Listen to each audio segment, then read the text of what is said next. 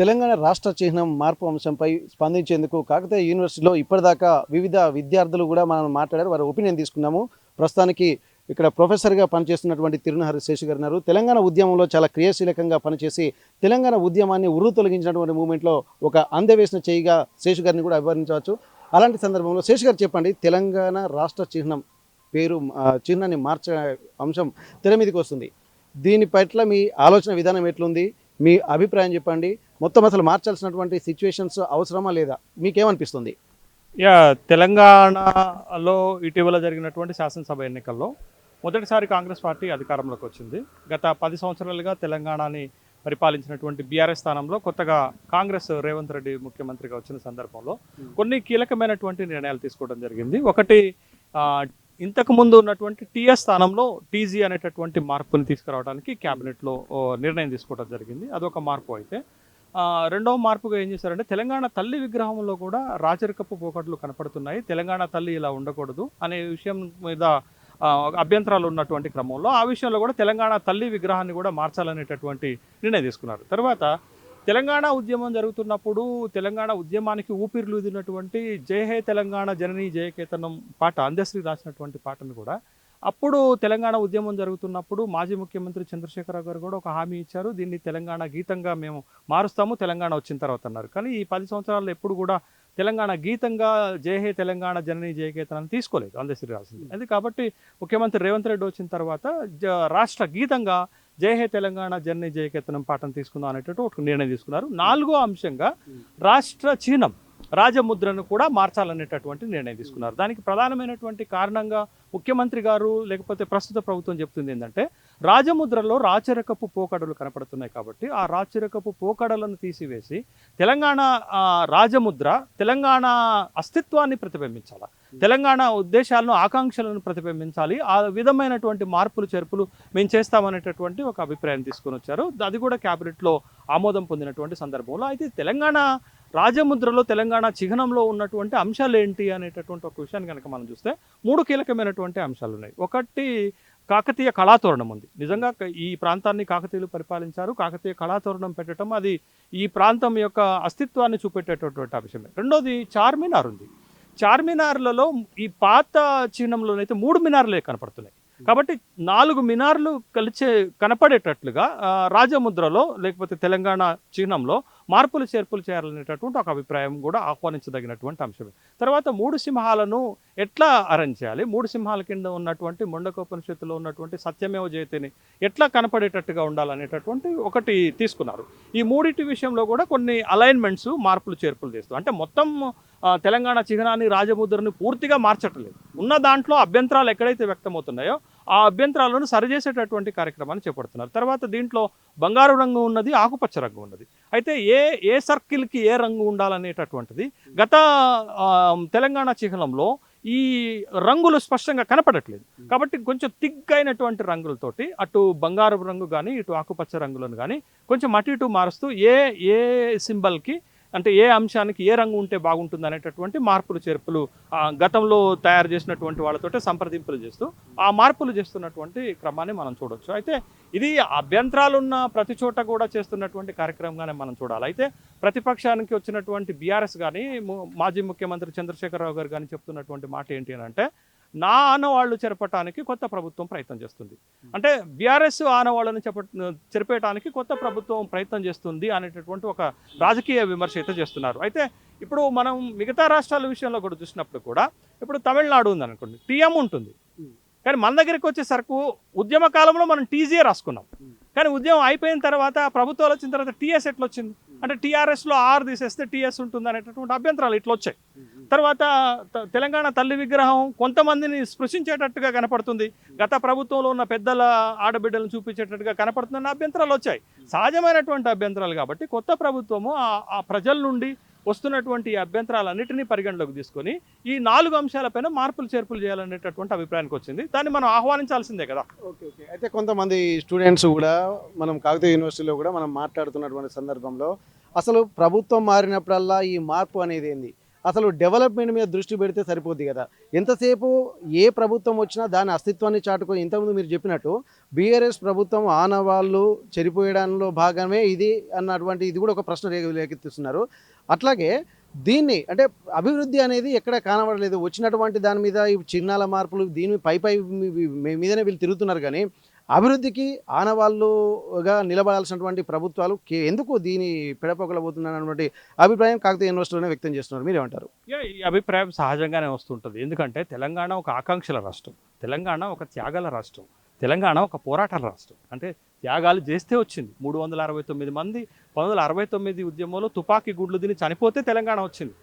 మలిదశ ఉద్యమంలో 1200 మంది తమ ప్రాణాలను బలిపెడితే తెలంగాణ రాష్ట్రం వచ్చింది. కాబట్టి 6 దశాబ్దాలకు పైగా ఇక్కడ ఉన్నటువంటి ప్రజలు పోరాడితే వచ్చింది. కాబట్టి సహజంగానే ఇక్కడ ఉన్నటువంటి ప్రజల ఆకాంక్షలు ఏముంటాయనంటే తెలంగాణ రాష్ట్రము మొత్తం దేశంలోనూ ఒక అత్యున్నతమైనటువంటి రాష్ట్రంగా ఎదగాలనేది. అయితే గత ప్రభుత్వము ఈ ప్రభుత్వం వ్యక్తిగత ప్రతిష్టలకు పోకుండా ఉంటే బాగుంటుంది అనేటటువంటి అభిప్రాయాలు కలుగుతున్నాయి. ఎందుకనంటే ఇప్పుడు బీఆర్ఎస్ ఆనవాళ్ళు జరపడానికి కాంగ్రెస్, మళ్ళా బీఆర్ఎస్ వస్తే కాంగ్రెస్ ఆనవాళ్ళు జరపడానికి ఇది రాజకీయం చేయాల్సినటువంటి అంశం కాదు.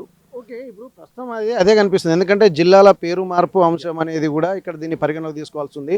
ఎందుకంటే ఇప్పుడు ఫర్ ఎగ్జాంపుల్ జనగామ జిల్లాకు ఇప్పుడు సర్దార్ సర్వై పాపన్న అని చెప్పి అని అంటే కొంతమంది వ్యతిరేకత వస్తుంది. ఎందుకంటే జనగామ అనేది అందరికీ ఆమోదయోగ్యం.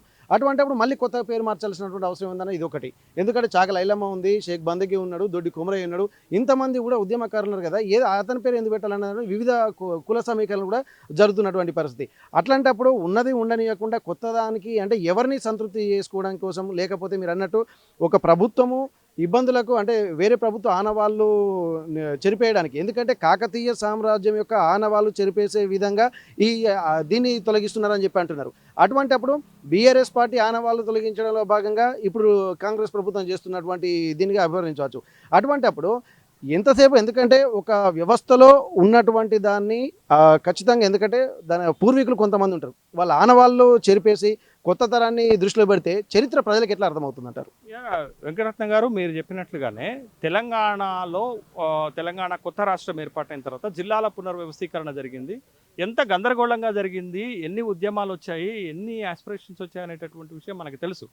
మొదట 30 జిల్లా, తర్వాత 29 జిల్లాలు, తర్వాత 30 జిల్లాలు, తర్వాత 32 జిల్లాలు, చివరికి 33 జిల్లాలు ఏర్పడినటువంటి క్రమం ఉన్నది. ఇప్పుడు మీరు చూడండి, ఒక్క వరంగల్ ఉమ్మడి జిల్లాని 6 జిల్లాలుగా విభజించారు. మీ అందరం కూడా అప్పుడు అభ్యంతరం పెట్టినటువంటి సందర్భాలు ఉన్నాయి. కాబట్టి జిల్లాల పునర్విభజన శాస్త్రీయంగా జరగలేదు, పద్ధతి ప్రకారం జరగలేదు అనేటటువంటి ఒక అభిప్రాయం అయితే ఉంది కదా. కాబట్టి కొత్త ప్రభుత్వం ఏమనుకుంటుందంటే ఇంత భారంగా 33 ఇంత చిన్న రాష్ట్రానికి 33 జిల్లాలు అవసరం లేదు అనేటటువంటి ఒక భావన వచ్చినప్పుడు గత ప్రభుత్వం చేసినటువంటి తప్పిదాలను సరిచేసేటటువంటి క్రమంలో మనకి ఒక బెస్ట్ ఎక్స్పీరియన్సెస్ కనుక ఎక్కడ ఉంటే వాటిని తీసుకునేటటువంటి క్రమంలో రేవంత్ రెడ్డి ప్రభుత్వం ముందుకు పోతున్నట్టుగా మనం చూడాలి. ఇప్పుడు ఉదాహరణకు మీకు ఆంధ్రప్రదేశ్లో కూడా జిల్లాల పునర్వ్యవస్థీకరణ జరిగింది. జగన్మోహన్ రెడ్డి ముఖ్యమంత్రిగా వచ్చిన తర్వాత వాళ్ళు ఒక ప్రాతిపదిక పెట్టుకున్నారు. ఏం ప్రాతిపదిక పెట్టుకున్నారు? ఒక్కొక్క లోక్సభ పరిధిని ఒక్కొక్క జిల్లాగా చేయాలనేటటువంటి ఒక ప్రాతిపదిక పెట్టుకున్నారు. 25 లోక్సభ స్థానాలు ఉంటే 25 జిల్లాలు ప్లస్ ఒకటి అరకు జిల్లా పెద్దది కాబట్టి దాన్ని 2 చేసుకున్నారు. అంటే అక్కడ 26 జిల్లాలు. కానీ మన దగ్గర జిల్లాలు ఏ ప్రాతిపదికన జరిగింది? ఎవరు అడిగితే వాళ్ళకు ఒక ముక్కలు రాసిచ్చినట్టుగా ఎక్కడ పడితే అక్కడ జిల్లాలు ప్రస్తావన తీసుకొని వచ్చి 33 జిల్లాలు చేసినటువంటి క్రమంలో, కాబట్టి ఇది అశాస్త్రీయంగా జరిగింది అనేటటువంటి ఒక విషయం. తర్వాత చాలా ప్రాక్టీస్లో ఒక ఇబ్బందులు ఎదురవుతున్నాయి. ముఖ్యమంత్రి గారు అదే చెప్పారు. ఏం చెప్పారంటే మహబూబ్నగర్ జిల్లా లోక్సభలో 3 జిల్లాల పరిధిలో ఉంటే 3 జిల్లాల కలెక్టర్లతోటి దాని మీద డెవలప్మెంట్ మీద మాట్లాడాలంటే చాలా ఇబ్బందులు ఎదురవుతున్నది. 3 జిల్లాల కలెక్టర్ను కూర్చోబెట్టాలంటే కూడా అడ్మినిస్ట్రేటివ్ పరంగా చాలా ఇబ్బందులు ఎదురవుతాయి. కాబట్టి ఈ గందరగోళాన్ని సరిచేసేటటువంటి క్రమంలో మన దగ్గర కూడా 17 లోక్సభ స్థానాలు ఉన్నాయి. 17 జిల్లాలు చేస్తే ఎట్లుంటుంది, 22 జిల్లాలు చేస్తే ఎట్లుంటుంది, లేకపోతే 23 జిల్లాలు చేస్తే ఎట్లుంటుంది అనేటటువంటి ఒక ప్రతిపాదనలు అయితే ముందుకు వస్తున్నటువంటి క్రమంలో which is the best they will go for that one. అంటే ఏది మంచిగా ఉంటే దానికి వెళ్తారనేది. ఇప్పుడు చేస్తున్నటువంటి ఈ మార్పులు చేర్పులు కూడా ప్రజలు ఆకాంక్షించిందే వెంకటరత్న గారు. ప్రజల నుంచి వచ్చినటువంటి డిమాండ్స్నే ప్రభుత్వం పరిగణలోకి తీసుకుంటుంది. కానీ గత ప్రభుత్వం ఎప్పుడు కూడా ప్రజల నుంచి వచ్చినటువంటి ఏ డిమాండ్ని పరిగణలోకి తీసుకోకపోతే ఈ విధమైనటువంటి అభిప్రాయాలు వ్యక్తమవుతున్నాయి అనేటటువంటి అభిప్రాయం కలుగుతుంది. కాబట్టి ఒకటి, ప్రభుత్వాలు ఎప్పుడైనా వీళ్ళ పేద వాళ్ళు వాళ్ళ పేద వీళ్ళు రాజకీయం చేసి కక్ష తీర్చుకునేటటువంటి కార్యక్రమాలకు కాకుండా రాష్ట్ర అభివృద్ధి పైన, ప్రజల సంక్షేమం పైన దృష్టి పెడితే బాగుంటుంది. బట్ వాటితో పాటు ఈ కార్యక్రమాలు కూడా మేము చేస్తున్నామనేటటువంటి ఉద్దేశాన్ని రేవంత్ రెడ్డి ఇస్తున్నటువంటి క్రమంలో మనం అభ్యంతరాలు ఎప్పుడు పెట్టాలి అంటే అది రాష్ట్రానికి నష్టం చేసేదైతే, అది ప్రజలకు నష్టం చేసేదైతే, అది రాష్ట్ర అభివృద్ధికి అడ్డుపడేదైతే, అది ప్రజల సంక్షేమానికి అడ్డుపడేదే ఖచ్చితంగా దాన్ని మనం నిరసన చెప్పాల్సినటువంటి అవసరం ఉంటుంది. ప్రభుత్వం ఒక ప్రయత్నం చేయడానికి ముందుకు వెళ్తుంది. చూద్దాం ఆ ప్రయత్నాల్లో ప్రభుత్వం ఏ విధంగా ముందుకు వెళ్తుంది. ఇంకో క్లారిటీ చెప్పండి. ఇప్పుడు తెలంగాణ చిహ్నం రాజముద్రలో ఇప్పుడు కాకతీయ తోరణాన్ని మొత్తమే తొలగిస్తున్నటువంటి భావన కొంతమంది వ్యక్తం చేస్తున్నారు. లేదు మార్పులు చేర్పులు చేసేటువంటి అవకాశం ఉందని మీలాంటి వాళ్ళు చెప్తున్నారు. అసలు నిజంగా ఎలా ఉండబోతుంది, అదేమన్నా బయటికి వచ్చిందా? దానికి సంబంధించి మీ దగ్గర ఉన్నటువంటి సమాచారం ఏంటి? ఇప్పటి వరకు ఉన్నటువంటి ప్రతిపాదనలు తెలంగాణ రాష్ట్ర చిహ్నాన్ని అయితే పూర్తిగా మార్చే ఉద్దేశం ప్రభుత్వానికి లేనట్లుగానే కనపడుతుంది. ఉంటుందా లేదా? ప్రభుత్వ వర్గాల నుంచి వస్తున్నటువంటి సమాచారం మేరకైతే చిహ్నంలో గతంలో ఎదురైనటువంటి అభ్యంతరాలను సరిచేస్తున్నట్లుగానే మనకు కనపడుతుంది. కాకతీయ కళాతోరణాన్ని మనం అనేక సందర్భాల్లో వాడుతుంటాం. పెద్ద పెద్ద ఇన్స్టిట్యూషన్స్కి వాడుతుంటాము, పెద్ద పెద్ద ప్రభుత్వ ఆఫీసెస్ దగ్గర వాడుతుంటాము, జిల్లాలోకి ఎంటర్ అవుతున్నటువంటి ఎంట్రీ ప్లేస్లలో వాడుతుంటాము. అంటే కాకతీయ కళాతోరణం అనేది ఈ ప్రాంతం యొక్క ఒక అస్తిత్వ చిహ్నం. దాన్ని ప్రభుత్వం మారుస్తుందనైతే నేనైతే అనుకోవట్లేదు. ఆ ప్రతిపాదనలు కూడా ప్రభుత్వం దగ్గర లేదు. కాకపోతే కళాతోరణం స్పష్టంగా కనపడటం లేదు. కళాతోరణంలో ఉన్నటువంటి రెండు వైపులో ఉన్నటువంటి సింబల్స్ స్పష్టంగా కనపడట్లేదు. పాత సింబల్లో ఆ రెండు సింబల్స్ని స్పష్టంగా కనిపించేటట్టుగా మార్పులు చేస్తున్నది ఒకటైతే, రెండోది మన మూడు సింహాలు ఎక్కడుండాలనేటటువంటి ప్రశ్న ఒకటి వస్తుంది. ఇంకొక కీలకమైనది ఏంటంటే, నేను ఇందాక చెప్పినట్లుగా చార్మినార్ అంటే 4 మినార్లు కనపడాల్సింది, కానీ ఇట్లా క్రాస్గా వెళ్ళి 3 కనపడుతున్నటువంటి సందర్భంలో మొత్తాన్ని రాజచిహ్నం అయితే ప్రభుత్వం మార్చదు. ఆ ప్రయత్నం అయితే చేయటం లేదు. తెలంగాణ చిహ్నాన్ని మరింత పకడ్బందీగా చూపించేటటువంటి క్రమే ప్రభుత్వం చేస్తుంది. కాబట్టి దాన్ని పెద్దగా మనం అభ్యంతరాలు చెప్పాల్సిన అవసరం. మీరు చెప్తున్నట్టే మనం అనుకుందాం, కానీ ఇక్కడ ఏంటంటే ఇది ఒక రాచరికానికి ఒక సింబల్గా ఉంది. ఈ కాకతీయ తోరణం కావచ్చు, అలాగే చార్మినార్ కావచ్చు. అందుకే తెలంగాణ గేయం ఏదైతే ఉందో జయ జయ హే తెలంగాణలో కాకతీయ కళాప్రభల కాంతిరేఖ రామప్ప గోలుకొండ నవాబుల గొప్ప వెలిగే చార్మినారు అన్నటువంటి పదాన్ని కూడా తీసివేస్తున్నారు అన్నటువంటి ఒక ఆందోళన కూడా కొంతమంది తెలిసినటువంటి వాళ్ళు కూడా వ్యక్తం చేస్తున్నారు. నిజంగా దీన్ని మీరు ఎట్లా చూస్తున్నారు? అసలు తీసేస్తారా, ఉంచుతారా? అసలు లైన్లను తీసేయడాన్ని కూడా ఒకవేళ తీసేస్తే ఎలా ఉంటుంది, తీయకుంటే ఎలా ఉంటుంది? ఒకవేళ తెలంగాణ గేయం ఎలా ఉండాలనుకుంటున్నారు మీరు? అందశ్రీ రాసినటువంటి జయ హే తెలంగాణ జనని జయకేతనం పాటలో కొన్ని మార్పులు చేర్పులు చేయాలనేటటువంటిది రాష్ట్ర ప్రభుత్వం ప్రతిపాదన. కానీ ఆ గేయ రచయితకి పూర్తి సర్వహక్కులు ఇచ్చేసింది ప్రభుత్వం. మీరు ఎలా డిజైన్ చేయించుకోవాలనుకుంటున్నారో అలా చేయించుకోండి, మీరు ఎలా ట్యూన్ చేయించుకోవాలనుకుంటున్నారో అలా చేయించుకోండి, మీరు ఎవరితో చేయించుకోవాలనుకుంటున్నారో అలా చేయించుకోండి అనేటటువంటి ఒక ఇండిపెండెన్సీని ఆ గేయ రచయిత అందశ్రీకి ఇచ్చారు. అయితే మీరు అంటున్నటువంటి అభ్యంతరాలు కాకుండా దాంట్లో కొన్ని పదాలను మార్చాలనేటటువంటి ప్రతిపాదన రాష్ట్ర ప్రభుత్వం చేసింది.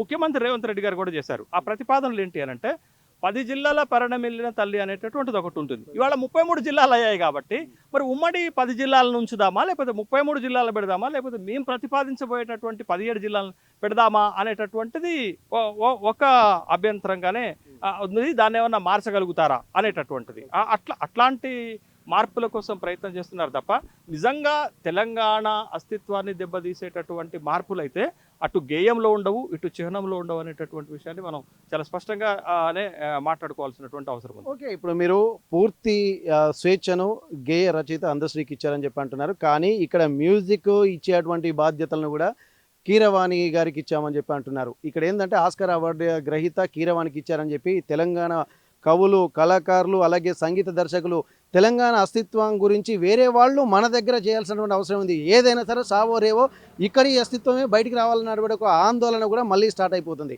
అటువంటప్పుడు ఇక్కడ కీరవాణి గారికి అప్పగించడం ఎట్లా చూస్తున్నారు? దాన్ని సబబేనా? దాన్ని మీరు సమర్థిస్తారా? లేకపోతే తెలంగాణలో కూడా కవులు కళాకారులకు ఎక్కడ స్పీచ్లు ఇచ్చినా కానీ కవులకు కళాకారులకు గొప్ప పీఠంగా తెలంగాణ నిలుస్తుందని చెప్పి అనుకుంటున్నప్పుడు నిజంగా మన గేయాన్ని, మన మ్యూజిక్ని, ఇక్కడ అస్తిత్వాన్ని కూడా నిరూపించుకునేటువంటి సామర్థ్యం తెలంగాణ కవులకు, కళాకారులకు, అలాగే మ్యూజిక్ డైరెక్టర్కు లేదంటారా? కీరవాణికి ఇవ్వడంలో మీ ఆలోచన విధానం ఎలా ఉంది? వెంకటరత్నం గారు, 2 అంశాలు చాలా కీలకమైనటువంటి అంశాలు. ఒక అంశం ఏంటి అని అంటే, అసలు ఈ పాటకు ట్యూన్ లేనప్పుడే గేయ రచయిత అందశ్రీ పాడితే ఈ ప్రాంతం అంతా ఉర్రూతలుగింది కదా, ఇది కాదంటారా?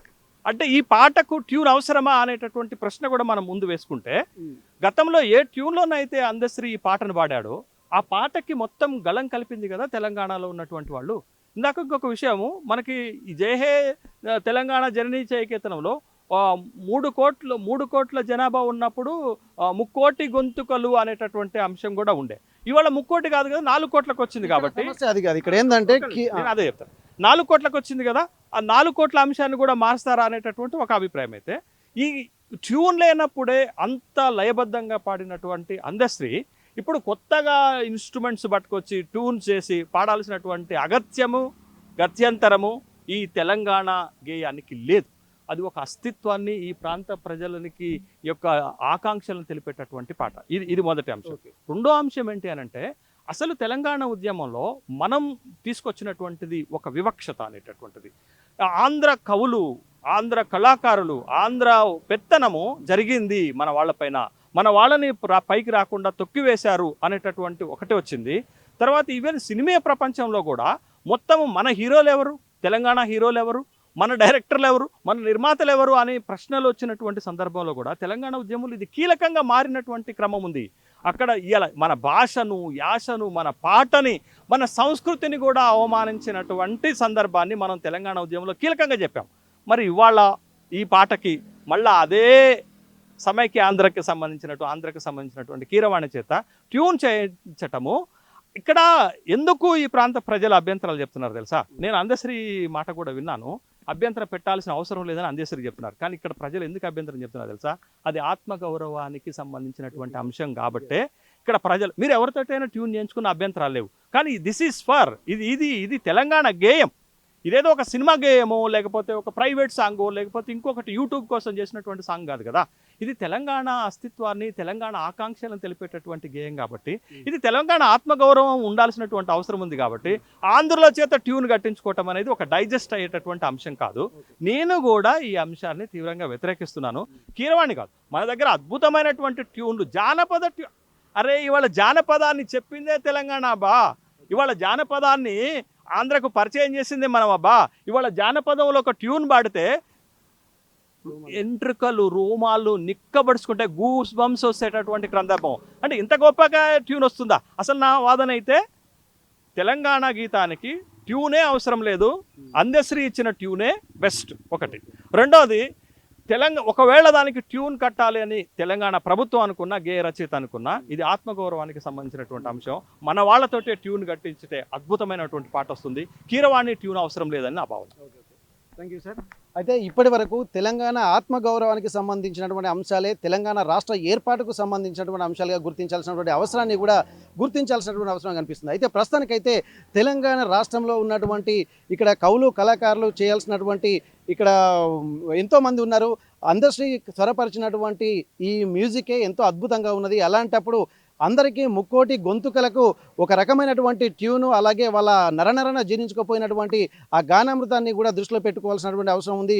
బయటి వాళ్ళకి ఇవ్వాల్సినటువంటి అవసరం లేదు. ఇది ఒక తెలంగాణ ఆత్మగౌరవంగా కూడా అభివర్ణిస్తున్నారు. మరోవైపు తెలంగాణ రాష్ట్ర చిహ్న మార్పు అంశాన్ని కూడా తీవ్రంగా పరిగణించాల్సినటువంటి అవసరం ఉన్నటువంటి నేపథ్యంలో వివిధ వ్యక్తుల చేత, వివిధ వర్గాల చేత వివిధ రకాల వాదనలు కూడా వినిపిస్తున్నాయి. అయితే తెలంగాణ అస్తిత్వం ఎలా ఉండాలో దాన్ని ప్రతిబింబించే విధంగానే ఇక్కడ మార్పులు చేర్పులు జరుగుతున్నాయి, కానీ పూర్తిగా మార్చేటువంటి పని లేదని చెప్పి ఇక్కడ చెప్తున్నారు. ఎందుకంటే చార్మినార్ని 3 మినార్లే కనిపిస్తున్నాయి కాబట్టి 4 కనిపించే విధంగా అంటున్నారు. అసలు కళలు అంటేనే ఒక తెలంగాణ ఆర్చ్ మనకు గుర్తుకొస్తుంది. ఒక ఇరిగేషన్ ప్రాజెక్టులకు కానీ ఎక్కడ పోయినా కాకతీయ సామ్రాజ్యం అనేది ఇక్కడ కర్ణాటకతో పాటు, బెంగళూరుతో పాటు ఇక్కడ తమిళనాడు, ఇలా మహారాష్ట్ర చుట్టుపక్కల ప్రాంతాలకు కూడా కాకతీయ సామ్రాజ్యం విస్తరించి ఉన్నటువంటి నేపథ్యంలో ఇది ఒక కేంద్రంగా ఉన్నటువంటి ఈ కాకతీయ కళా తోరణాన్ని కూడా ఖచ్చితంగా ఉంచాల్సినటువంటి అవసరం గుర్తు చేస్తున్నారు. కాకపోతే కొంత కలర్ ఎలివేషన్ కావడానికి కొద్దిగా మంచిగా కనిపించడం కోసం చిన్న చిన్న మార్పులు చేస్తున్నారు. ఇక్కడ ఒక్కొక్క సందర్భాన్ని దృష్టిలో పెట్టుకొని, ఎందుకంటే అప్పుడు పాడినటువంటి ఆ ట్యూన్స్ కానీ అప్పుడు ఉన్నటువంటి ఆ చరిత్రకు కొంత మార్పులు చేర్పులు జరిగినాయి కాబట్టి నేటి తెలంగాణను కూడా ప్రతిబింబించే విధంగా గుర్తింపు చిహ్నం ఉండాలి, రాజముద్ర ఉండాలన్నటువంటి ఉద్దేశంతో పేరు మారుస్తున్నట్టుగా ఇక్కడ ఉన్నటువంటి ప్రొఫెసర్ చెప్తున్నటువంటి పరిస్థితి. ఏది ఏమైనప్పటికీ కూడా ఎవరు ఏ నిర్ణయం తీసుకున్నా ప్రభుత్వాలు మారినంతసేపు వాళ్ళ అవసరానికి దృష్టిలో కాకుండా, కక్షలతోటి ఈ ప్రభుత్వం మీద ఆ ప్రభుత్వం, ఆ ప్రభుత్వం ఈ ప్రభుత్వం కాకుండా అభివృద్ధి మీద దృష్టి పెట్టి ఏదో ఒక పూర్తి స్థాయి డెవలప్మెంట్ యాక్టివిటీస్ ఉండాలి, డెవలప్మెంట్ మీద దృష్టి పెట్టి ఇట్లాంటివి ఎక్కువగా పక్కన పెట్టాల్సి ఉంటుంది. ఒక పరిపూర్ణమైనటువంటి నిర్ణయాలతో ముందుకు వెళ్తేనే తెలంగాణ అభివృద్ధి చెందుతున్నటువంటి ఒక ఆకాంక్ష వ్యక్తం చేస్తున్నారు. ఏది ఏమైనప్పటికీ కూడా ఓవరాల్గా తెలంగాణ అభివృద్ధి మీద, తెలంగాణ అస్తిత్వం మీద, తెలంగాణ గొంతుగా ఒకటై అన్ని వర్గాలను సంతృప్తి పరిచే విధంగానే ఈ రాష్ట్ర అభివృద్ధి జరగాలన్నటువంటి ఒక ఆకాంక్ష కూడా వ్యక్తం చేస్తున్నటువంటి పరిస్థితి.